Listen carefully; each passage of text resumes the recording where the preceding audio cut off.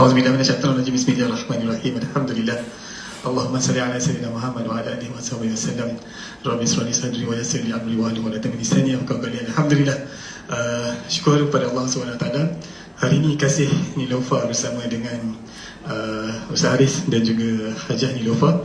InsyaAllah secara santai kita akan berbicara tentang pesanan Rasulullah SAW buat wanita. Alhamdulillah hari ini Maulidur Rasul daripada malam tadi kalau kita perasan sampailah sekarang tak berhenti orang berselawat. Alhamdulillah.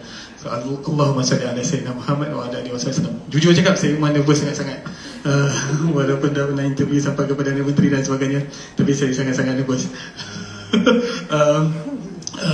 Terima kasih banyak-banyak kepada semua yang sedang menonton di IG Kasih Nilofa. InsyaAllah kita akan cuba dalam sekitar 1 jam kita akan berbicara tentang sunnah Nabi. Kebanyakannya adalah sunnah Nabi, insyaAllah, mudah-mudahan. Saya tak nak cerita panjang, saya nak terus pass kepada Ustaz Haris, insyaAllah, mudah-mudahan. Oh, okey, betul-betul. Sebelum tu, sound okey ke? Boleh dengar ke? Boleh tak masing-masing tulis dengar atau tidak? Clear tak? Clear? Clear, Alhamdulillah. Cakap, okey. Cubaan gitu. Boleh? Alhamdulillah. Jadi hari ini bersempena dengan Maulidur Rasul, Kasih Nilofa membawakan kisah ataupun apa sahaja tentang Rasulullah SAW yang kita boleh contohi. Kalau kita semua tahu ataupun kita memang tahu daripada bangun pagi sehinggalah nak tidur, ada banyak sunnah Nabi yang kita boleh ikuti. Jadi insyaAllah Ustaz Haris akan kupas sunnah yang boleh jadi sebagai satu benda yang common, dan juga boleh juga jadi untuk kaum wanita ni, kaum hawa ni, untuk ikuti juga apakah dia sunnah Rasulullah yang kita boleh buat pada setiap hari, insyaAllah. Baik, auzubillahi minasyaitonirrajim.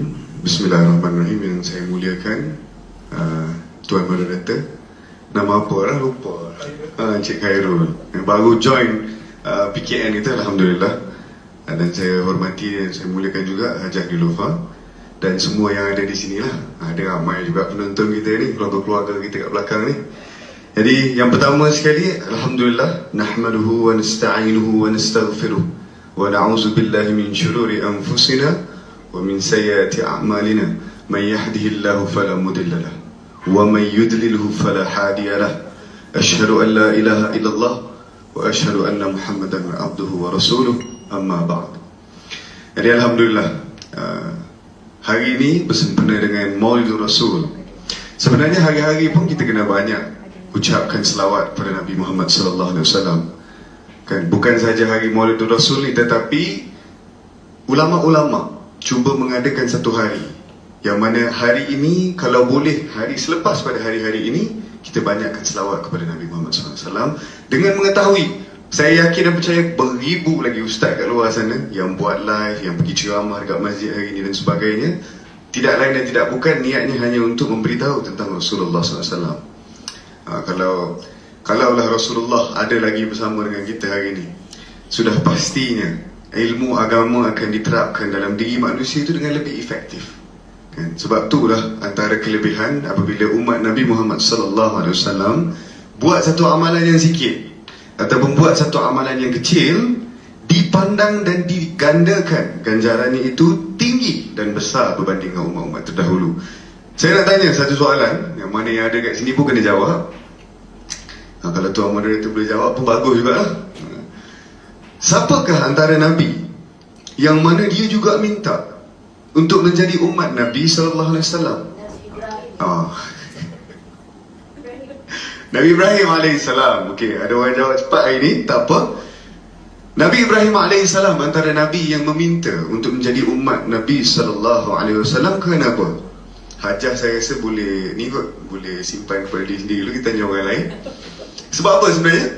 Kenapa Nabi Ibrahim AS dia minta nak jadi umat Nabi Muhammad SAW, sedangkan dia seorang Nabi?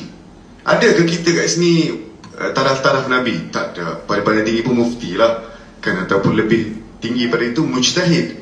Tapi kenapa seorang Nabi minta ataupun doa kepada Allah supaya aku dijadikan umat Nabi Muhammad sallallahu alaihi wasallam? Tuan moderator boleh jawab? Tak ada. Saja juga. Baik.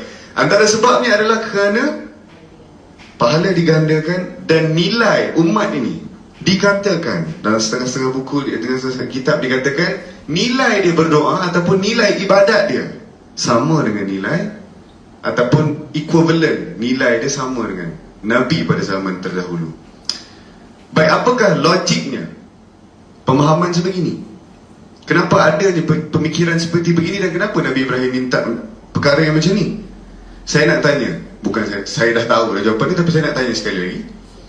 Majoriti ataupun semua umat Nabi Muhammad sallallahu alaihi wasallam yang lahir selepas wafatnya Rasulullah sudah semestinya tidak pernah melihat Rasulullah sallallahu alaihi wasallam. Tapi hari ini kita semayang tak cukup 5 waktu. Kita selawat tak ke Nabi. Jadi disebabkan perkara ini, maka tidak Nabi, sebab tu Nabi bila dia kata aku amat merindui saudaraku, itu sahabat-sahabat tanya, kami lah saudara-saudara Rasulullah kan, sebab kami pergi hijrah sekali, dakwah bersusah payah sekali, sehingga kan ada yang kena baling batu macam Hamzah masa Nabi dakwah di Taif, kena baling dengan batu, najis dan sebagainya. Maka kita lah dipanggil saudara, betul tak? Abang paling rapat dengan abang panggil saudara ke panggil sahabat? Saudara lah. Sahabat tu lain, sahabat tu lebih kepada kawan. Saudara ni sedarah dengan kita. Jadi bila Rasulullah sallallahu alaihi wasallam kata aku rindu akan saudaraku, sahabat-sahabat pun tanya, kami kan saudara pada Rasulullah SAW? Rasulullah kata tidak, bukan. Jadi bila dia cakap tidak, tu tersentak juga lah sikit. Tapi Rasulullah bila dia menjawab, barulah orang ni faham kerana apa dia sebut saudara itu kepada kita. Kerana mereka tidak pernah melihat aku, mereka tidak pernah mendengar dakwahnya terus daripada aku, tapi mereka mengamalkan cara hidup aku. Man ahya sunnati faqad ahabbani wa man ahabbani kana ma'iyyan fil jannah. Nabi sallallahu alaihi wasallam sebut, sesiapa yang hidupkan sunnah aku, man ahya sunnati faqad ahabbani, aku mencintai dia, aku menyayangi dia. Wa man ahabbani kana ma'iyyan fil jannah, dan sesiapa yang aku sayangi, yang aku cintai, dia akan bersama-sama aku dalam syurga. Jadi itu sedikit sebanyak pendahuluan lah. Kita nak dengar juga Hajah Niloufar nak cakap apa ni kan?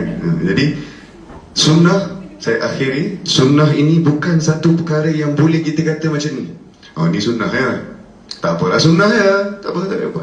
Sunnah melengkapi apa yang wajib. Kalau kita lihat dalam Al-Quran, cara solat itu tidak dispesifikasikan, tapi di mana cara solat yang kita lihat, yang kita tiru. Dan Nabi SAW meriwayatkan dalam hadis yang sahih, Nabi kata, sallu kama ra'aitumuni usalli, kamu solat seperti mana kamu lihat aku solat. Jadi bolehkah kita kata sunnah sahaja, sunnah je, tak kena jaga kecek lagu tu. Sunnah melengkapi apa yang wajib, dan mesti kita amalkan sunnah.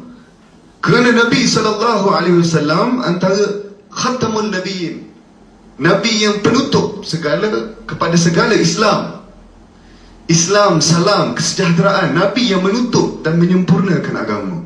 Dengan adanya Nabi SAW, maka perlulah kita hidupkan sunnah Nabi SAW dalam kehidupan seharian kita. Kita dengar sikit Ustazah nak cakap apa, silakan. Assalamualaikum warahmatullahi wabarakatuh.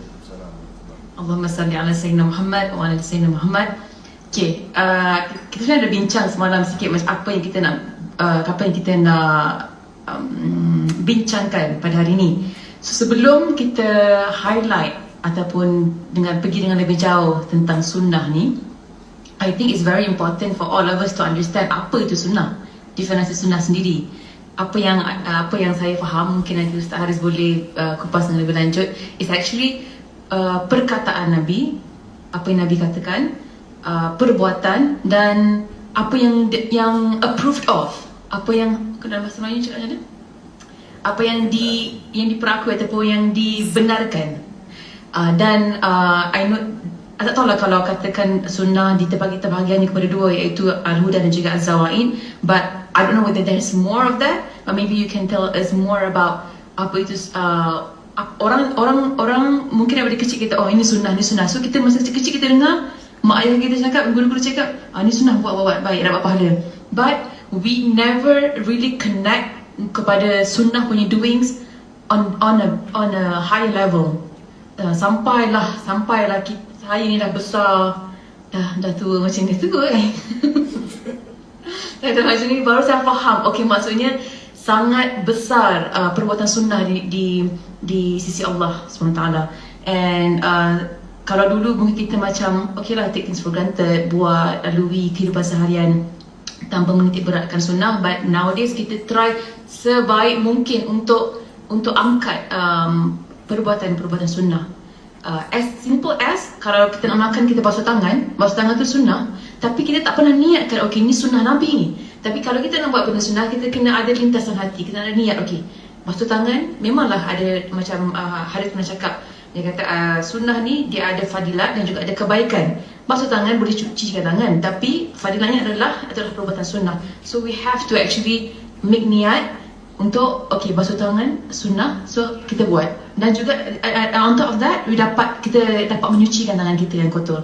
So itu baru basuh tangan, not yet benda-benda lain yang macam makan dengan 3 jari, mulakan dengan buah, minum air dengan 3 sips.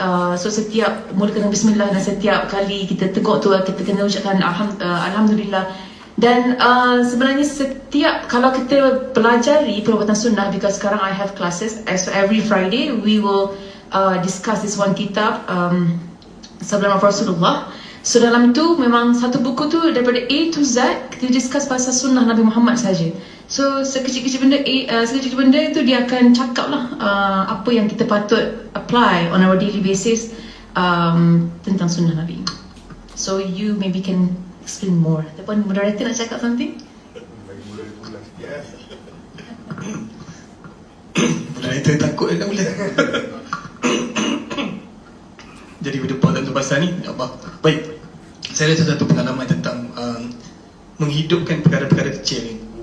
Masa saya tunaikan umrah sekitar 2015-2016, saya kidal sangat kuat kiri. Jadi masa nak tunaikan umrah, selesailah masa habiskan umrah semua tu, kita minum tangan kanan dan sebagainya. Jadi kita penat dan kemudiannya saya ambil segelas zam-zam dan saya minum. Dan saya tak perasan saya sedang minum dengan tangan kiri, tak perasan sungguh. Apa yang berlaku, ada jemaah-jemaah Arab ni cakap, syaitan, dia tunjuk ke arah saya. Saya pun pandang belakang. Dia nampak ke? Saya kata, powernya orang Arab ni nampak syaitan. Saya pun pandang belakang, waktu saya cakap dengan rumah, hebatnya orang Arab boleh nampak syaitan kat sini. Rumah saya pun mengiyakan benda tu, betul, orang Arab memang senang nampak. Jadi saya pun minum lagi sekali, dia marah, syaitan, dia kata syaitan. Lepas tu rumah saya pegang tangan saya, abang ni syaitan rasanya. Lepas tu saya pun tukar tangan dan minum tangan kanan. So benda ni sangat besar sebenarnya. Dia bukan perkara kecil. Dia kata syaitan tu adalah saya tau, bukan je syaitan yang dia nampak. So saya memang sangat kuat kiri. Jadi rentetan itulah saya banyak berubah. Saya cuba juga makan dengan tangan kanan. Saya cuba juga contoh tadi makan dengan tuan rumah dan sebagainya. Mungkin tak ada orang perasan, saya akan turunkan tangan kiri saya tak akan letak atas ni. Kan tidak, saya akan betul. Terutama kalau guna sudu dan garfu lah. Perkara ini bukan perkara kecil bagi kita sebagai orang Islam, bukan perkara kecil. Ia mesti dibuat. Daripada bangun pagi, usap muka, baca doa, masuk tandas dengan kaki kiri dan sebagainya. Saya sangat suka tengok isteri saya sentiasa didik anak, menghidupkan benda tu. Ain masuk tandas kaki kiri, keluar tadi ketak kaki apa. So benda-benda tu saya rasa seronok sangat benda-benda macam ni. Jadi mungkin Ustaz boleh sambung kot, insyaAllah. Boleh silakan. Okay, sebenarnya sebelum kita let you explain a bit more, tahu tak turning point I think I've told you my turning point tentang sunnah Nabi ni bila? Because okay, all this while kita macam tak faham, I tak faham sangat lah, saya tak faham sangat tentang sunnah, tentang kepentingan menghidupkan dan juga dan apa tu fadilat di sebalik sunnah-sunnah Nabi ni kan. Kita tahu kita dapat pahala itu saja. Tapi bila saya dengar satu cerita yang diceritakan pada ketika zaman Nabi Musa, di mana Nabi Musa masa ketika keluar berdakwah dan satu ialah ditentang keras oleh Raja Fir'aun dan juga apa panggil macam pengikut-pengikut mereka pada ketika itu. Dan ada seorang yang Fir'aun actually appointed untuk pergi dan juga mengejek Nabi Musa ni, sebab Nabi Musa memang ada masalah, bukan ada masalah, dari segi macam ada gagap, maksudnya dari segi pertuturan. Jadi hamba Allah ini ni, pengikut Fir'aun ni, pergi dan kerja dia hanya mengejek Nabi Musa. Sampai kan kalau dekat pasar tu dia pergi, dia akan tiap kali Nabi Musa berdakwah, dia akan mengejek dan macam memalukan dia lah. Dan pada ketika Allah SWT menenggelamkan Fir'aun dan pengikut dia, dikatakan hamba Allah yang ini ni, yang mengejek ni, yang mengikut setiap apa yang dikata, yang pertuturan yang gagap sebagainya, dia diselamatkan. Dan apabila Nabi Musa bertanyakan kenapa dia diselamatkan sedangkan dia menyakiti aku, tapi dia kata aku malu untuk apa tu, menyiksa orang ini yang mengikutimu. Maksudnya mimik, this person mimic Nabi Musa, sehingga kan Allah tak nak menyiksa dia. That's how big actually when you mimic your Rasul, your Prophet. So itu baru, itu untuk Nabi Musa. I mean, what about Rasulullah? Macam I think every little things yang kita tengok tadi, yang kaki kiri ke, tengok langit senyum ke, bawah tangan semua tu, we really have to take that seriously actually. Sebenarnya it's not an option. Yeah. Baik, saya nak tambah sikit cerita abang ni. Yang dia kata dia nampak syaitan tu kan, sebenarnya memang ada, bukanlah hadis, tapi dia riwayat yang agak kuat. Kata-kata ulama mengatakan asyaitan ya'kulu wa yashrabu bishimal. Syaitan ni dia makan dan minum dengan tangan kiri. Walaupun abang kuat tangan kiri, rasanya dah kuat balik tangan kanan dah ni, insyaAllah kan. Alhamdulillah. Jadi apa-apa sekalipun, walaupun sekecil-kecil perkara, kita kena ingat banyak perkara yang telah ditakdirkan dalam hidup kita. Ada benda-benda yang telah ditakdirkan, tetapi kemungkinan kerana amalan-amalan sunnah kita yang kecil-kecil ini mengubahnya menjadi kepada satu perkara yang khair, pada perkara yang baik. Contohlah kata dia masuk rumah dia, sebelum ni dia tak pernah beri salam, ataupun dia masuk rumah dia dengan kaki kiri dan dia tidak memberi salam. Tetapi selepas dia memberi salam, yang pertama ada hadis berkenaan perkara ini, sesiapa yang memberi salam masuk dalam rumah, walaupun tidak ada orang dalam rumah, maka syaitan akan lari keluar daripada rumah dia. Dan dia sendiri membawa rahmat, memberhentikan syaitan di depan rumah dia. Jadi sebab tu, bila tidak ada sunnah dalam kehidupan kita, mulalah kita persoal macam-macam. Tak tenang, tengok isteri tak cantik, rasa macam makanan tak sedap, rumah nampak kelam dan sebagainya. Mungkin juga daripada perkara-perkara sekecil ni. Kita bangun pagi, apa benda perkara kita buat dulu, nak tanya orang yang berada di sini? Alhamdulillah, bagus aja. Yang lain? Abang? Sama Yang lain, orang buat apa? Saya pernah pergi satu camp. Ustaz pun kadang ni juga, teruk juga, bukan kata bagus sangat pun. Sama je kita. Tapi pengalaman saya, atau pengalaman semua, pernah tidur dengan kawan-kawan, pernah pergi camp ke motivasi dia. Camp motivasi sekalipun, bangun pagi cari handphone dulu. Aduh, siapa mesej? Tu dulu. Ataupun cari benda-benda yang duniawi dulu. Sedangkan ada banyak fadilat apabila kita memulakan hari kita dengan perkataan Allah Subhanahu Wa Taala. Sebab itulah ada doa. Macam mana doa bangun tidur? Doa bangun tidur macam mana? Alhamdulillahillazi ahyana ba'dama amatana wa ilaihin nusyur. Kita baca setiap pagi. Kita kata terima kasih Allah, bagi aku hidup, bagi aku mati dan hidupkan aku pada pagi ini dengan berkat. Kita minta hari-hari. Kalau pagi-pagi yang mana yang tengah ada, yelah abang dah kahwin kan, orang yang tengah hangat-hangat bercinta tu telefon dulu. Tapi itu cara yang tidak benar. Cara yang sebaiknya adalah ucap Alhamdulillah, paling-paling kurang. Kalau tak boleh nak baca doa, ucap Alhamdulillah. Nescaya pagi kita akan berubah berkat dia, insyaAllah. Bermula daripada pagi hari tadi. Betul kan? Macam abang kata. I tried that. I cuba dalam benda kan. Mula-mula kita bangun tidur, kita nak pegang mulut pun payah. Kita pegang mulut pun payah. So, and then when I wanted to start that habit, Memang macam beratnya mulut nak buka, tapi after a while dia menjadi kebiasaan. Jadi begitulah hari-hari kita, seharian kita mesti mulakan dengan Alhamdulillah, paling-paling kurang. Jadi definisi sunnah, macam kita sebut tadi, sunnah ini bukan satu perkara yang pilihan untuk kita buat sebenarnya.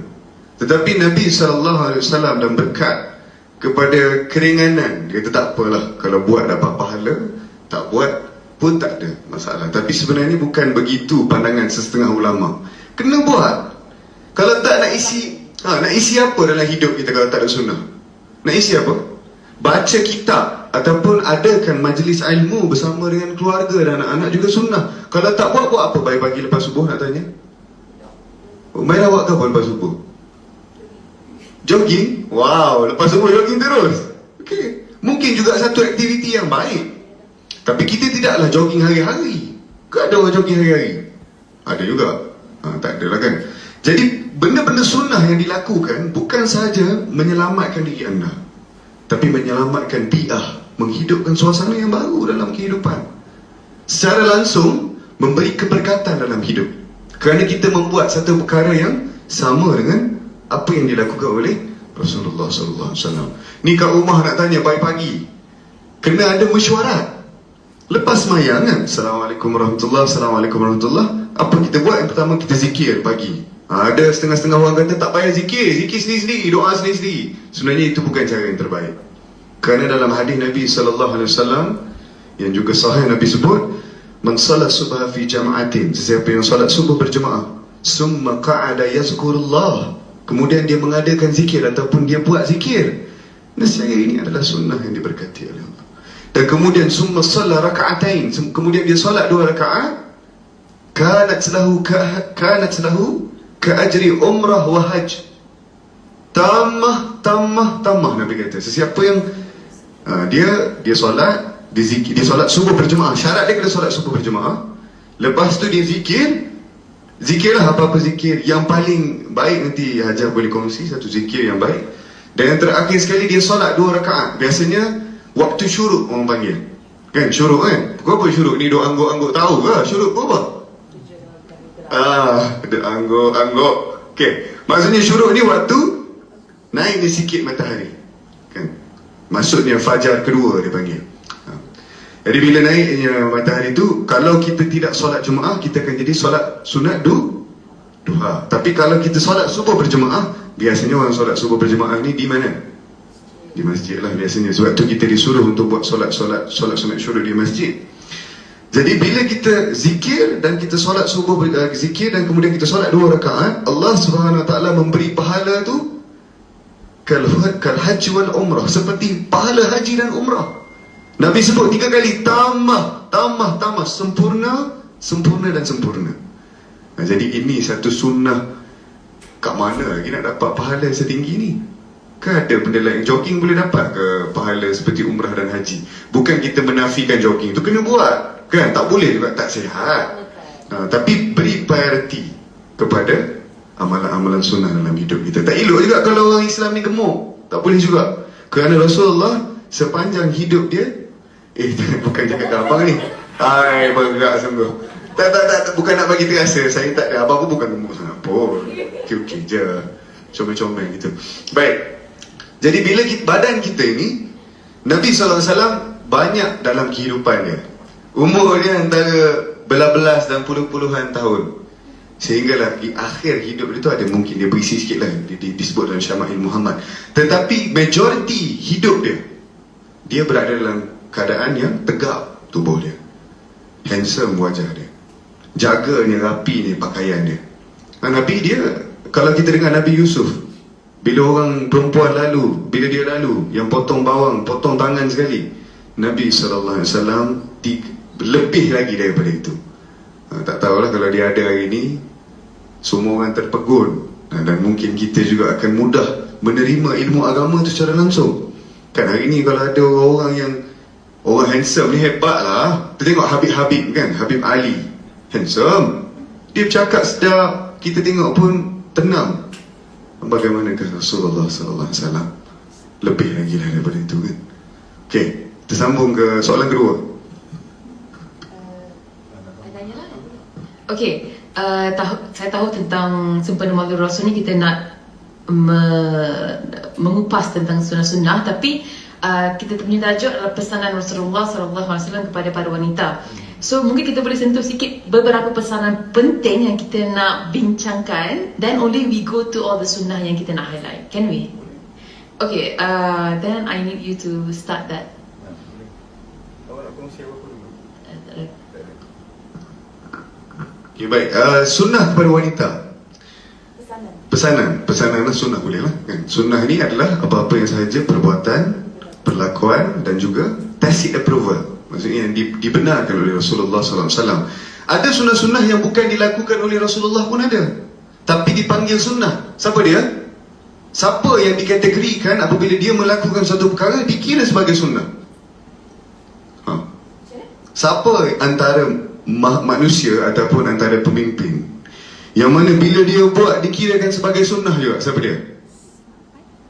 Sahabat, betul? Siapa dia? Sahabat mana? Betul? Betul? Ada orang boleh jawab? Antaranya Nabi SAW sebut, alaikum bisunnati wa sunnatil khulafa'ir rasyidin al-mahdiyyin addu 'alaiha bin nawajiz. Nabi kata, kamu kena ikut sunnah aku, sunnah khulafa'ir rasyidin yang telah diberikan hidayat oleh Allah kepada kamu. Addu 'alaiha bin nawajiz. Kamu gigit dengan gigi gerham. Kita kalau nak kekeh orang, kita kekeh ke depan ke tepi, nak bagi kuat ni. Kita nak gigit ayam kan, kita gigit kat tepi. Sebab gigi yang paling kuat, ada doktor di sini, ada medical doctor, ni doktor PhD. Dia gigi yang paling kuat adalah gigi gerham. Abang tahu juga suka makan tak ada lah. Okey, baik. Sunnah yang disebut, yang dilakukan oleh Khulafa' Rasyidin. Siapa dia? 4 orang. Siapa dia Khulafa' Rasyidin? Abu Bakar Siddiq, Umar Al-Khattab, Uthman bin Affan, Ali bin Abi Talib. Jadi mereka-mereka ini kalau dia buat satu perkara, dia juga dikirakan sebagai sunnah. Sebab tu ada bila disebut antara perkataan yang Sayyidina Umar suka sebut, dia kata kulil haq walau kana murran. Kamu kata yang benar walaupun ianya pahit. Sekolah agama dulu abang. Satu bijak lah. Okey, baik, kita masuk pada topik kita. Bila kita sebut sunnah kepada orang perempuan ataupun perkataan, pesanan yang disediakan kepada perempuan, banyaknya perempuan ini disuruh berada di dalam rumahnya, kebanyakannya. Dan Al-Quran juga menyebut waqarna fi buyutikum wala tabarrujna tabarrujal jahiliyah. Dan dan beradalah orang perempuan itu di mana? Buyutikum. Buyut dia apa? Buyut, bait, al-manzil, rumah. Maka perempuan ni banyak dipesan oleh Al-Quran sendiri, bahkan dipesan oleh Allah dan dipesan oleh Rasulullah supaya berada di rumah. Tapi kalau dia belum berkahwin ataupun dia belum ada apa-apa, maka bolehlah dia mencari membantu keluarga dia. Kerana ada hadis ataupun ayat Quran yang menyebut tentang ku anfusakum wa ahlikum nara. Jagalah diri kamu dan keluarga kamu daripada api neraka. Jaga ni juga bermaksud memberi bantuan kepada mak ayah kita. Contohlah mak ayah kita uzur, lepas tu kita kata aku tak boleh keluar rumah, tak mau keluar rumah sebab agama tak bagi. Bukan begitu. Ada cara-cara yang disuruh selepas statusnya berubah, ataupun keredaan dan juga yang memberi berkat tu berubah dalam kehidupan dia. Baik, antara hadis yang masyhur Nabi SAW sebut, Nabi kata iza sallati mar'atu khamsaha wa sawmat syahraha wa ata'at zawjaha wa hafizat farjaha qila laha udkhulul jannah min abwab ma syi'ta atau kama qala. Mafhumnya Nabi SAW sebut tentang wanita. Nabi kata iza sallati mar'atu khamsaha, jika orang perempuan ni solat 5 waktu cukup, wa sawmat syahraha, dia puasa dengan penuh.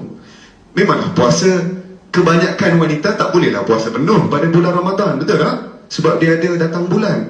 Tetapi kalau mereka usaha, wa sawmat syahraha wa ata'at zawjaha, dan dia mentaati suami dia, dan yang terakhir wa hafizat farjaha, dan dia menjaga kemaluan dia. Dalam arti kata yang lain, dia menjaga maruah diri dia.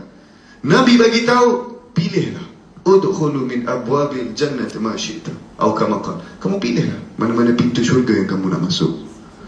Empat benda. Untuk wanita, kita hari ni orang lelaki jarang sekali nak boleh pilih masuk syurga daripada mana-mana pintu, jarang. Orang perempuan boleh dengan mengamalkan 4 perkara ni sahaja. Duduk rumah, taat suami. Sebab apa? Sebenarnya orang perempuan disuruh ataupun diberikan ganjaran sebegitu tinggi dengan perkara-perkara ni. Kenapa? Bukan mudah. Temptation untuk orang perempuan di zaman ini nak keluar rumah. Hai, tengok kawan-kawan lain pergi lepak kat hipster cafe ke apa, kita nak keluar juga. Nak ambil gambar yang comel-comelnya. Perempuan ni suka kepada kecantikan. Innallaha jamil yuhibbu jamal. Dia suka tunjuk dia ni comel. Walaupun kadang-kadang tengok depan-depan tak comel mana pun, tapi dia suka untuk pamerkan diri dia sebagai cantik, kerana itulah nilai diri dia. Dan bila duduk di rumah, doktor ada soalan. Doktor pas soalan kat saya hari ni bukan orang biasa ni. Okey. Soalan daripada Ya. Jadi bila orang perempuan nak puasa penuh pun susah. Mak kita masa dia datang bulan, dia masak dah untuk kita masa bulan puasa, masak. Dia penat orang perempuan ni. Time bulan Ramadan, lepas tu time dia ganti puasa pun dia masak juga untuk keluarga dia kat rumah. Disediakan. Lepas tu layan anak-anak lagi. Sahur lagi, kejut di pagi hari.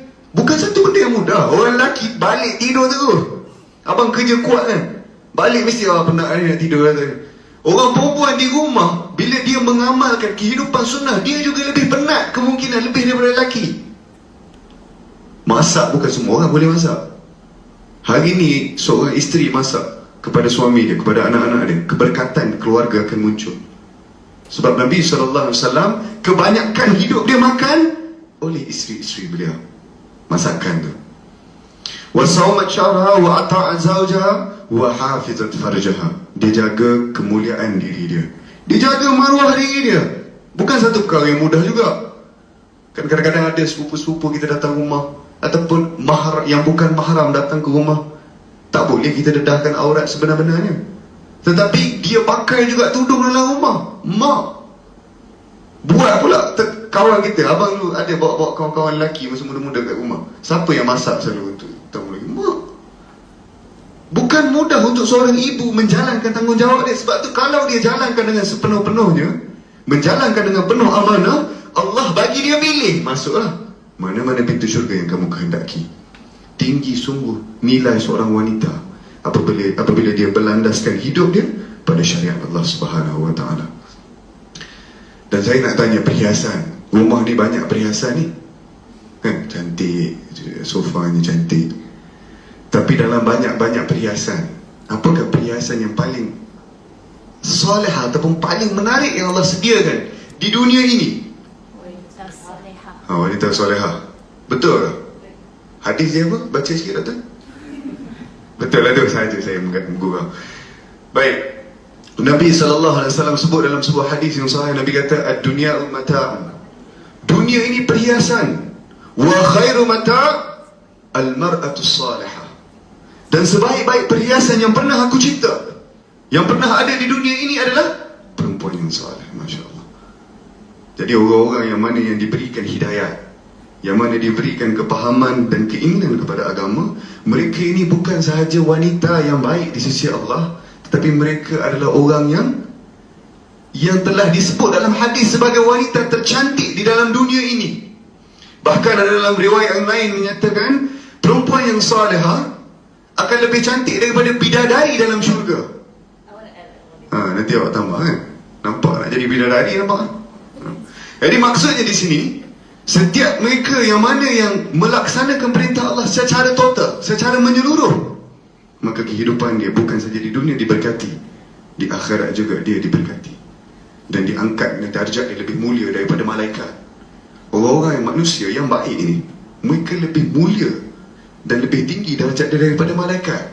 Sebab tu kalau kawan-kawan kita gurau gitu, kau ni macam malaikat lah Ryan, boleh nak gurau je, tak ada masalah. Sebab memang betul, kalau orang tu baik, memang darjat dia lebih tinggi daripada malaikat. Sebab apa darjat lebih tinggi daripada malaikat?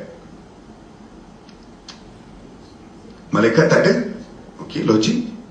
Tapi antara explanation yang lain, malaikat tidak buat pilihan.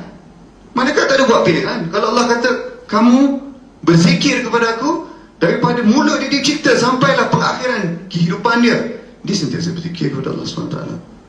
Manusia, kalau hari ini dia pilih untuk buat satu perkara yang mungkar, dia boleh buat. Kalau hari ini dia pilih untuk tidak dekat dengan agama, dia boleh buat. Tetapi kalau dia memilih untuk dekat dengan agama, wa iza sa'alaka ibadi anni fa inni qarib. Allah SWT sentiasa dekat dengan hamba-hamba yang ingin dekatkan diri kepada Allah SWT. Jadi oleh sebab yang demikian, wanita terutamanya kalau dia rapat dengan Allah, dia tahu, dia buat ni, dia fikir untuk urusan ataupun kelebihan akhirat dia, maka dia diangkat darjatnya begitu tinggi, seperti mana tingginya darjat-darjat lebih daripada malaikat yang ada.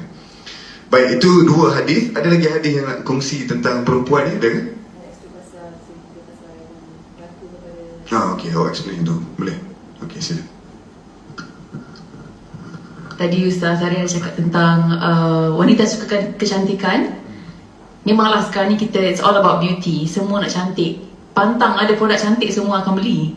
Because memang itulah lumrah kita. Kita perempuan nak cantik. Apatah lagi macam bila saya sendiri nak tutup wajah saya dengan nikah ni pun bukan satu perkara yang mudah.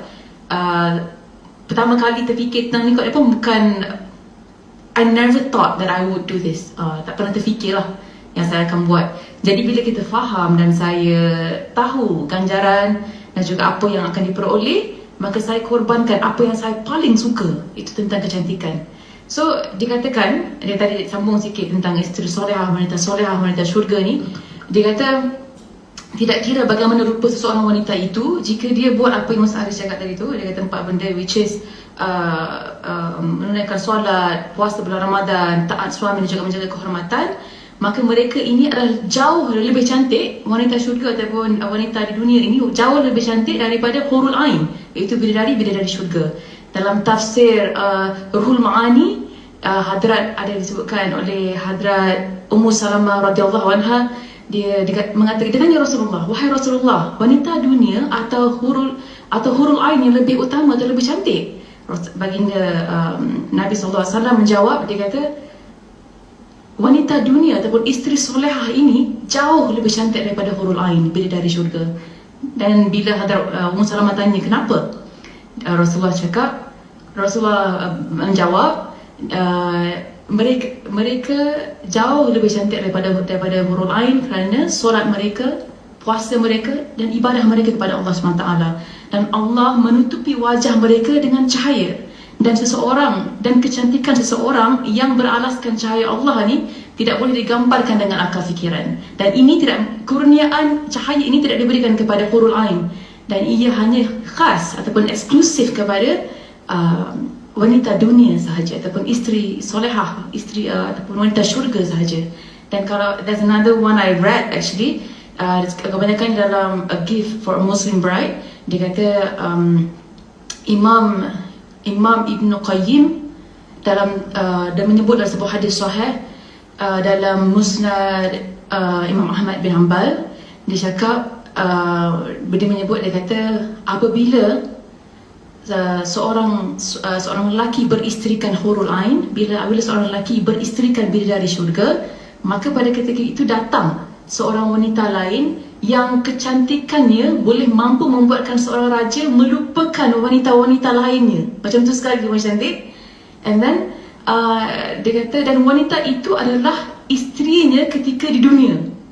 Dan itulah keistimewaan yang Allah berikan kepada wanita solehah ataupun isteri solehah, jauh lebih cantik berbanding ataupun menjadi ratu kepada hurul ain, ratu kepada bidadari-bidadari syurga. Dan dia menjelaskan lagi, dia kata, pernahkah seorang raja ataupun bolehkah seorang raja memikirkan tentang para bidadari di hadapan ratunya? Of course not. Dia ada ratu, kenapa nak fikir tentang bidadari? Ratu way beautiful dan ataupun lebih tinggi taraf daripada bidadari. Dia kata itu kerana Allah menggunakan 70 kali ganda kecantikan luar biasa kepada isteri solehah, wanita syurga, berbanding hurul ain ataupun bidadari syurga. Dan dia sambung sikit bawah, dia kata bila ditanyakan kenapa, dia kata kerana wanita-wanita syurga ini berbanding dengan orang lain, mereka melalui kesusahan sewaktu di dunia dalam memperjuangkan di jalan Allah dan juga menunaikan kewajipan yang disyariatkan. That's why wanita kita, kalau kita korban pada hari ini, ketika ini dunia kita ikut apa yang disyariatkan, we sacrifice this and that for the sake of ganjaran yang kita akan dapat nanti. I think bila kita faham dan benda tu masuk dalam jiwa, meresap dalam hati, we would sacrifice anything and everything because we want that. Of course, kita nak kecantikan yang 70 kali ganda luar biasa lebih daripada bidadari syurga tu, because we know that whatever that we have now, mungkin yelah kita akan as we age, benda tu kecantikan tak kekal, dan hari ni kita cantik, mungkin in 10 years time this thing will go off. Dan if we sacrifice this today, we will get a better reward in akhirat, insyaAllah. Terus pada Ustaz. Okay.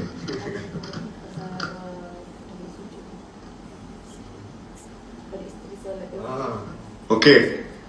Sekarang tadi kita dah dengar bagus Lufa punya rujukan tu bagus. Dan disebut pada kitab-kitab pun kitab yang bagus dirujuk. Boleh yang mana yang nak check boleh check benda ni. Bagus untuk kita sama-sama mentalaah, mencari. Ada satu hadis lagi yang masyhur. Biasa kalau suami isteri ada masalah, hadis ni dah diguna. Okay. Senjata dia. Nabi SAW sebut, "Lau kuntu amaran ahadan an tasjuda li ahadin." Nak sambung sambung? La amartu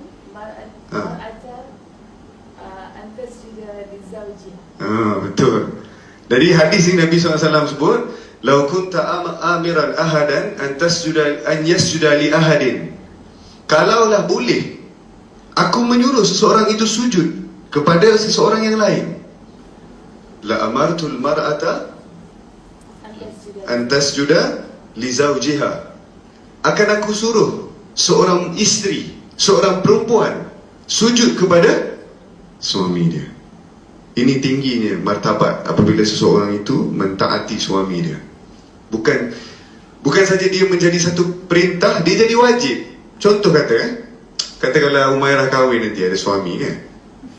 Suami kata, "Awak malam pukul 10 awak tak boleh main telefon depan saya." Kalau awak main telefon menjadi haram depannya. Asal perintah tu tak ada pun dalam Al-Quran. Ada ke disebut dalam hadis siapa main handphone pukul 10 kena laknat? Tak ada. Tapi dia menjadi satu kewajipan ke atas perintah tu khusus kepada wanita tersebut kerana suami dia suruh. Dan apabila seorang wanita ini duduk di rumah, orang kan persoal benda-benda ni, especially this 21st century, whereby all the women out there, ataupun banyak wanita yang bekerja hari ni, mereka akan mengatakan, "Oh, saya kalau tak kerja saya tak boleh kat rumah ni, rasa tak sempurna, kita biasa duduk di luar bersembang." Bukanlah kata itu satu perkara yang salah, tetapi Islam menganjurkan. Kerana apabila seseorang itu, orang lelaki itu keluar dengan niat, dia keluar cari nafkah untuk isteri dan anak-anak dia, Allah Subhanahu Wa Taala yang menyediakan rezeki untuk dia.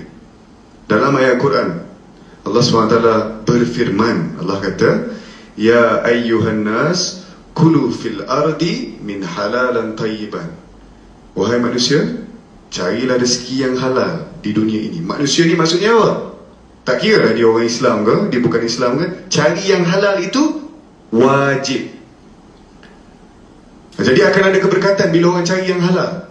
Tetapi bila orang itu beriman, bila orang itu mengikut perintah Allah Subhanahu Wa Taala, Allah SWT bagi satu ayat yang lain pula. Dia kata, ya ayyuhalladzina amanu kulu fil ardi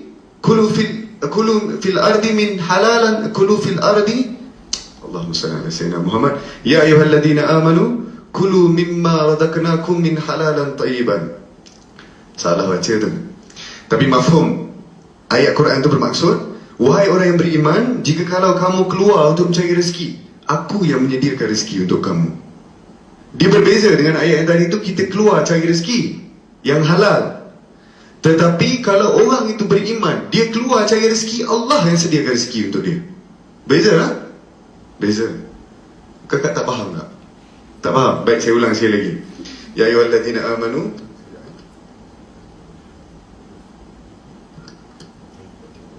Okey. Allah SWT sebut dalam Al-Quran untuk orang yang beriman apabila dia keluar mencari rezeki. Allah kata, ya ayyuhalladzina amanu kulu fil ardi kulu mimma tayyibati ma razaqnakum. Kamu makan daripada apa yang aku sediakan untuk kamu. Maksudnya dia keluar dah ada disedia. Kamu rezeki kamu yang ni. Ada orang dia keluar dia cari rezeki. Kau contoh dia buat bisnes ni tak jadi. Maksudnya ini bukan rezeki dia. Sebab dia yang mencari. Manusia dia mencari. Orang beriman, aku sediakan. Mungkin ada orang 10 tahun usahakan bisnes, orang beriman usahakan setahun jadi lebih baik daripada 10 tahun. Faham? Itulah yang dimaksudkan apabila seseorang itu beribadat ataupun mencari rezeki mengikut kepada perintah Allah Subhanahu Wa Taala. Ada beza. Sebab tu kita kena jadi orang beriman. Dia mudahkan hidup kita. Siapa yang mudahkan hidup kita? Allah. Sebab tu dalam satu doa kita baca hari-hari, Ya Hayyu Ya Qayyum Birahmatika Astaghis Aslah li sya'ni kullahu Ya Allah Wala takilni ila nafsi tarfata ain, ataupun wala takilni ila nafsi fa'ajashtu anha. Nabi kata, Ali Zainal Abidin ni keturunan Nabi. Nabi dia kata, kalau dia baca doa ni, kata wala takilni ila nafsi fa'ajashtu anha. Maksudnya, Ya Hayyu Ya Qayyum, wahai Tuhan. Ni pun juga satu sunnah kalau kita baca ni, Nabi ajar, Ya Hayyu Ya Qayyum, wahai Tuhan yang maha menghidupkan, yang tidak pernah akan mati. Ya Qayyum, yang maha menguruskan. Doa ni menyempurnakan setiap perkara dalam hidup kita. Ya Qayyum, wahai Tuhan yang menguruskan. Birahmatika astaghis, dengan rahmatmu bantulah aku ya Allah. Aslah li sya'ni kullah, perbaikilah setiap urusan aku. Wala takilni ila nafsi tarfata ain, dan jangan engkau serahkan diri aku kepada aku walaupun sekelip mata. Ali Zainal Abidin kata, wala takilni ila nafsi fa'ajashtu anha ya Allah. Jangan kau serahkan diri aku kepada aku, nescaya aku tidak mampu menguruskan diri aku. Dan kadang-kadang kita dalam hidup kita rasa kita boleh buat benda ni dengan kemampuan kita. Ada kadang-kadang kita rasa, oh, aku boleh buat ni. Aku ni siapa? Kudrat yang diberikan kepada awak ni siapa yang memberi? Ada seorang saya pernah kenal, dia seorang penceramah yang baik, bagus percakapan dia, hebat tutur kata dia. Ada sekali dia terlalu bangga, mungkin dia rasa dia hebat sangat. Lepas tu dia kata, setakat nak ceramah macam ni sekejap aku boleh buat lah. Tergagap-gagap dia dalam ucapan dia, kerana tidak ada penyerahan jiwa dia kepada Allah SWT. Mungkin juga ada orang dalam bisnes dia rasa dia pakar, aku hebat, aku jutawan dalam bisnes ni, tapi dengan keyakinan dia sendiri merosakkan diri dia. Orang putih kata, be confident with yourself. Betul tak? Tapi sebenarnya yang lebih tepat daripada itu, be confident with Allah and within yourself. Apa yang Allah sediakan pada diri kamu, kamu bertawakal kepada Allah. Sebab tu kita keluar rumah, kita baca apa? Bismillahi tawakkaltu ala Allah. Semoga Allah SWT, kita bertawakal, semoga Allah SWT bantu dan urus setiap urusan kita. Baik, okey. Nak terus jawab soalan? Abang nak tanya soalan ke? Boleh. Baik, Alhamdulillah kita ada beberapa orang yang bertanyakan soalan dekat kita punya live. Alhamdulillah, dah kita sudah lagi 4-5 minit lagi ya. InsyaAllah mudah-mudahan. So Asmah Yaakob bertanya, boleh tak Lofa kongsikan doa yang Lofa amalkan yang menyebabkan Allah memudahkan hidup Lofa? Itu yang pertama. Soalan kepada Ustaz Haris, kalau kita hanya mampu lakukan 2 sunnah sahaja, adakah Nabi masih anggap kita saudara baginda? Allahu Akbar. 2 sunnah saja. Kalau wanita itu terpaksa keluar cari rezeki, bagaimana? Ni sudah dijawab sebentar tadi, So ada 2 soalan tadi, so saya serahkan kepada Cik Lofa dulu. Doa yang saya amalkan yang menyebabkan Allah mudahkan kehidupan. Banyak doa yang boleh mudahkan urusan ni, tapi yang salah satunya yang baru Ustaz Haris kongsikan tu, Ya Hayyu Ya Qayyum Birahmatika Astaghis Aslih li sya'ni kullahu wala takilni ila nafsi tarfata ain. Maksud pula cakap tadi, itu satu yang saya akan baca. Satu lagi yang senang disebut lah, maksudnya tak bermaksud kita tunggu semayang solat habis dekat tikas sejarah baru baca, tak. This could be uttered anywhere and everywhere, dalam kereta, tengah berjalan, baru nak makan. And whenever you think of your problem, whenever you think of masalah-masalah dunia ni, then you boleh recite this doa. Allahumma la sahla illa ma ja'altahu sahla wa anta taj'alul huzna idza syi'ta sahla. Itu. Ya Allah, tidak apa yang mudah kecuali apa yang kau mudahkan, dan kau jadikan kesusahan, dan kau boleh jadikan kesusahan itu mudah apabila kau inginkan. Dan satu lagi yang saya baru hafal juga ni, ada yang share dekat Instagram, inna lillahi wa inna ilaihi raji'un, akhlifli wa akhlifli khairun minha. Itu pun satu doa yang cukup bagus, doa Salamah, yang mana kita dalam kehidupan ni sentiasa banyak masalah dan juga musibah. Kadang macam muka saya sekarang pun tengah ada jerawat sikit-sikit, so itu pun saya baca juga, sekecil-kecil benda. So because supaya Allah reward us dengan musibah ataupun dengan ujian yang Allah kasihkan. Contoh macam dengan apa yang dia kurniakan, dengan apa yang dia uji kita ni, bagi pahala daripada kesabaran, penyerahan kita kepada Allah. Jadi berikan aku pahala di atas musibah aku ini, dan gantikanlah musibahnya dengan benda yang lebih baik. Mungkin lepas ni Godik lebih cantik ke kan, tapi tak ada siapa boleh tengok. Itu lah sikit banyak. Okey, mampu lakukan dua sunnah saya. Baik, sebelum tu saya nak betulkan tadi ayat Quran tu, saya terlupa. Biasalah kita manusia ni ada benda sikit-sikit terlupa. Allah SWT berfirman, ya ayyuhallazina amanu kulu min tayyibati ma razaqnakum. Jadi wahai orang yang beriman, kalau kamu keluar cari rezeki, aku yang sediakan rezeki untuk kamu. Ya ayyuhallazina amanu kulu min tayyibat, daripada tayyib, benda-benda yang baik. Rezeki yang halal tadi halal saja je.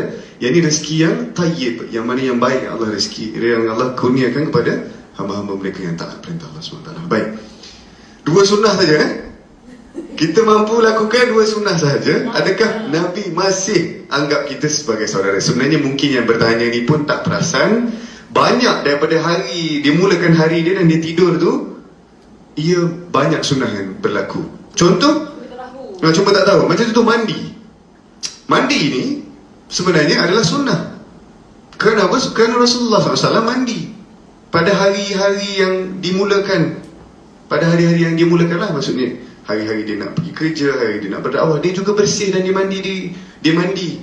Jadi niat untuk kita masuk tandas ni bukan saja kita pergi buka air mandi, itu tidak. Niatlah aku menghidupkan sunnah, ikut mandi ni supaya aku boleh ikut menghidupkan agama. Kalau ustaz bau masak, busuk lagi, kotor lagi pakaian dia, adakah orang-orang nak dengar dekat dia? Adakah orang akan dekat dengan dia? Sedangkan Rasulullah pakai minyak wangi, orang lelaki pakai minyak wangi pun sunnah. Senyum pun sunnah. Jalan tidak mendongak ke langit pun bukan sunnah. Mungkin mesti pernah senyum yang bertanya ni kan. Jadi jalan mendongak ke langit tu adalah ciri yang tidak baik. Maka Nabi tidak mendongakkan muka dia ke langit. Dia jalan dengan penuh tawaduk, pun sunnah. Cakap falyakul khair, man kana yu'minu billah wal yawmil akhir falyakul khairan aw liyasmut. Sesiapa yang beriman kepada Allah dan hari akhirat, cakap yang baik ataupun diam, pun sunnah. Kalau kata kita tengah bercakap dengan orang, kita kata dia mengarut ni, kalau aku cakap lagi boleh balas, diam, sunnah. Kalau kita boleh beri nasihat macam kita buat hari ni, dan sesiapa saja di luar sana yang nak buat, cakap benda-benda yang positif, benda-benda yang baik, sunnah. Niatkan. Sebab tu dalam hadis kitab 40 Bukhari Muslim tu, hadis Arba'in tu, menyatakan hadis yang berkenaan dengan innama a'malu binniyat itu adalah sebahagian besar daripada agama, bahkan 1/3 daripada agama. Kerana bila dia niat, dapat pahala. Kalau dia tak niat, tak dapat pahala. Makan, berapa kali makan? Asyik ni Sorry berapa kali antara kita makan sehari-hari ni? Mungkin 2 atau 3 kali kan? 3 kali makan. Niat untuk apa? Niat ikut sunnah, maka dapat pahala. Dah berapa banyak sunnah dah tu? Mandi, makan, cakap yang baik, senyum kan. Abang saya minta maaf lah, saya tak ada niat nak bagi terasa pun. Jadi niat kita dalam kehidupan ni sebahagian besar niat. Tapi bukanlah maksud niat boleh menghalalkan cara. Ada orang kata, saya buat ni duduk minum arak, tapi kata tapi saya niat baik. niat saya ikhlas untuk pamerkan air yang baik. Masalah, tak boleh. Apa-apa niat mesti selarikan dengan ma'ruf. Innama ta'atan 'alal ma'ruf. Hanya sahaja ketaatan itu atas ma'ruf, Nabi sallallahu alaihi wasallam sebut. Jadi orang yang bertanya, saya rasa awak pun dah jelas ni. Daripada pagi awak bangun tu, awak niat je nak hidupkan kehidupan seperti mana Rasulullah sallallahu alaihi wasallam. Dan saya akhiri dengan satu cerita sikit. Kita ada sikit, ambil masa sikit. Saya akhiri satu cerita selepas daripada kewafatan Rasulullah sallallahu alaihi wasallam, penangannya ataupun efeknya kepada Bilal bin Rabah. Jadi bila Rasulullah sallallahu alaihi wasallam pertamanya disebutkan oleh sahabat-sahabat dia meninggal dunia, Sayyidina Umar Al-Khattab mengeluarkan pedang dia kata, jangan siapa pun antara kamu yang cakap bahawa Rasulullah SAW telah meninggal dunia. Ada di antara mereka yang bila Rasulullah SAW baca satu ayat Quran yang biasa disebut tu, antaranya al-yawma akmaltu lakum dinakum, telah aku sempurnakan agama aku ni kepada kamu. Maka ramai sahabat yang bergembira. Ramai yang bergembira kerana apa? Dah sempurna dah agama kita hari ini. Selama beberapa puluhan tahun, selama dakwah Rasulullah berjalan, inilah hari yang telah disempurnakan. Allah SWT kurniakan satu wahyu. Antara sahabat-sahabat yang diberikan ketakwilan ataupun kepahaman yang lebih, dia tahu bahawa sini ini adalah sampainya saat Rasulullah akan pergi. Maka yang bergembira, yang menangis pun ada. Maksudnya dekat sini, bila agama itu dah sempurna, maka telah capai tujuan dan maksud hadirnya Rasulullah SAW. Maka ada di antara mereka yang menangis, dan ada antara mereka bergembira. Gembira dululah, sebab tak fikir lagi tu. Macam kita dapat satu berita, kita happy dulu, kita fikir balik, kalau ni dah sempurna agama, habislah Rasulullah punya kehidupan. Jadi bila Rasulullah SAW wafat, ramai antara sahabat yang susah untuk menerima. Dan antaranya Sayyidina Umar mengeluarkan pedang, dia keluar dekat semua barisan mukminin, sahabat-sahabat yang lain. Dia kata, jangan sesiapa yang menyebut tentang kewafatan Rasulullah akan aku penggal leher-leher mereka. Sebab bila Rasulullah dah tak ada, kalau cerita itu sampai cepat kepada orang kafir, maka sudah menjadi satu berita yang gembira lah untuk dia. Sebab Rasulullah dah tak ada. Tetapi cerita yang lebih memberi impak kepada Bilal bin Rabah, bila Rasulullah ni meninggal, Bilal ni menangis hampir setiap hari. Kenapa? Kerana Rasulullah SAW setiap kali dia nak pergi solat, dia akan ketuk pintu Bilal. Dia ketuk, Bilal, mari kita semayang, azan. Dan sepanjang zaman Rasulullah SAW hidup, kebanyakan yang dilakukan azan adalah oleh Bilal. Maka Bilal mengazan, Allahu Akbar, Allahu Akbar. Di saat bila dia azan, dia akan lihat kepada rumah Rasulullah SAW. Jadi bila dia terlalu sedih, bila dia terlalu fikir, dia jalan, dia tengok ni, dia teringat, dia jalan, dia teringat, sampai ke tahap dia hampir menjadi tidak siuman. Dia menjadi tidak boleh berfikir dan menghidupkan hidup dia seperti biasa. Dia pun pergi daripada Mekah, dia pergi daripada Madinah, keluarnya dia daripada Madinah. Tapi dilantik oleh, kalau tak silap, Sayyidina Abu Bakar melantik dia menjadi pemimpin di sebuah negara Islam yang lain.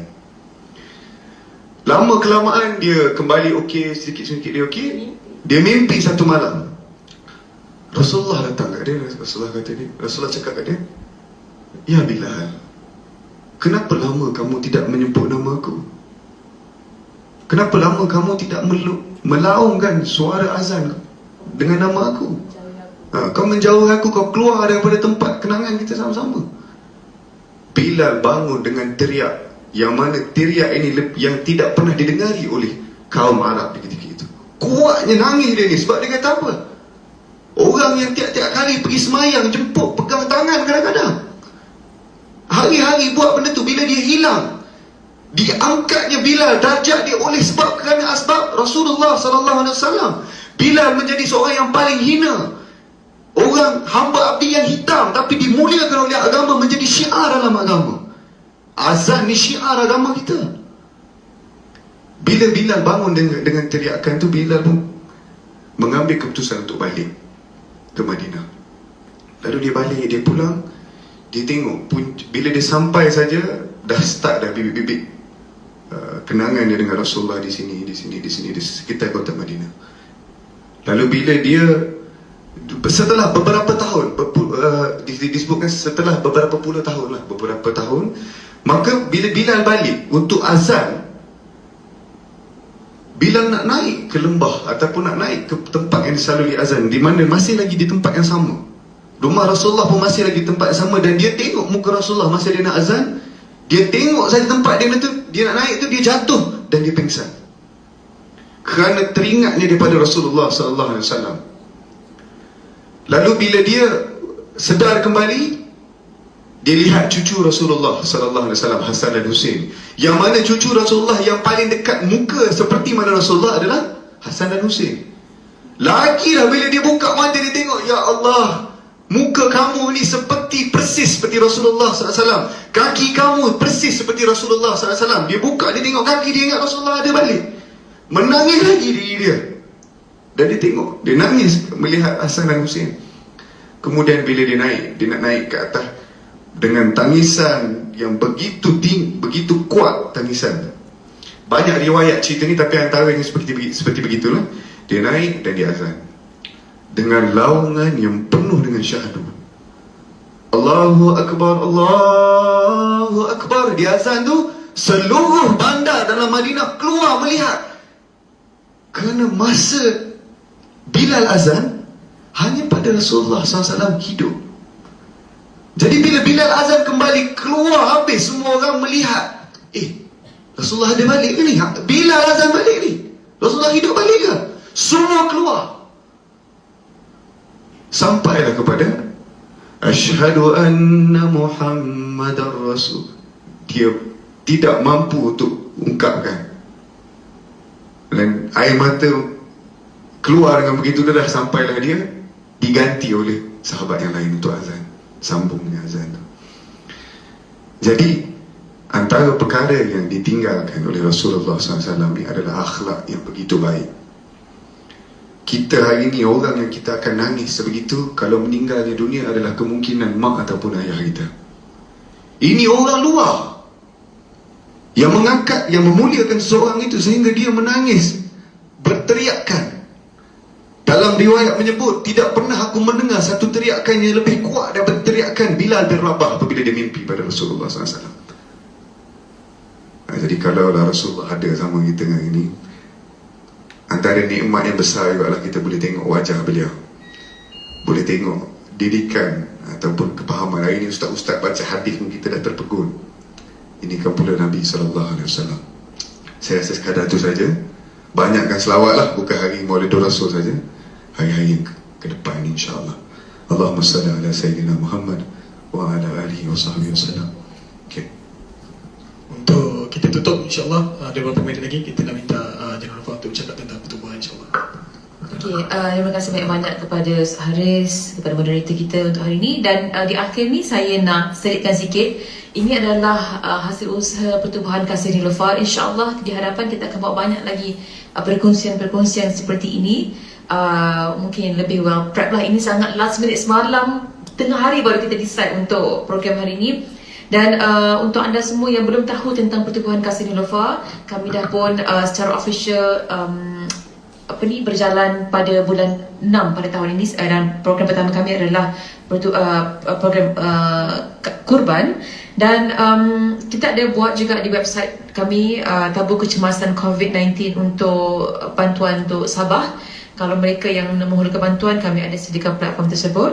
Dan kami juga ada infak masjid dan madrasah untuk kami salurkan kepada masjid-masjid madrasah yang memerlukan pengubahsuaian dan juga keselesaan jemaah. Kami mencari wakil-wakil negeri ataupun sukarelawan negeri yang ingin menyertai Pertubuhan Kasih Niloufar. Jadi mereka ini boleh hantarkan profil ataupun isikan borang dalam link yang akan kami sediakan sebentar lagi. Go to our IG story di Pertubuhan Kasih Niloufar Instagram, swipe up, isi form tersebut. Mana-mana yang nak buat saham akhirat, nak sama-sama bantu dan juga bersama dengan Pertubuhan Kasih Niloufar di negeri Kelantan, Terengganu, Perlis, Kedah, Johor, Sabah, Sarawak dan semualah. Setiap negeri kami inginkan sukarelawan, kami nak sukarelawan dan juga wakil negeri daripada anda semua.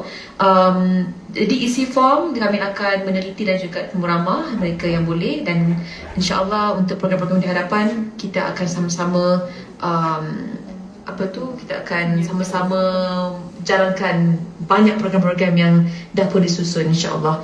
Jadi bagi mereka yang tak tahu website Kasih Niloufar, kasihniloufar.org, Instagram Kasih Niloufar, dan di situ kita akan sediakan semua sekali. Jadi boleh tengok dan teliti apa yang kami dah sediakan. So terima kasih banyak-banyak untuk perkongsian pada hari ini. Semoga apa yang dikongsikan dapat memberi manfaat kepada kita semua, diri saya sendiri, dan juga walaupun banyak-banyak kita share ni, satu yang terjentik hati tu pun dah alhamdulillah. Jadi doakan, doa untuk saya, untuk Ustaz Haris, untuk moderator dan juga untuk kita semua, insyaAllah semoga kita boleh menjadi orang yang lebih baik, mendapat hidayah petunjuk Allah dan juga sentiasa mendapat kefahaman agama. Baik, Alhamdulillah kita berakhir di sini. Alhamdulillah, syukur sangat-sangat. Terima kasih banyak-banyak kepada Kasih Niloufar, kepada semua yang menonton. Alhamdulillah, terima kasih banyak-banyak. Terima kasih banyak kepada Ustaz Haris dan juga Hajar Niloufar, dan kepada semua boleh tengok dekat kasihniloufar.org, Instagram Kasih Niloufar dan juga Pertubuhan Kasih Niloufar dekat Facebook. InsyaAllah kita jumpa lagi untuk program akan datang. Kita akan buat dengan lebih baik insyaAllah, mudah-mudahan. Semoga apa yang kita dapat kongsikan pada hari ini akan mendapat manfaat insyaAllah, mudah-mudahan. Assalamualaikum warahmatullahi wabarakatuh.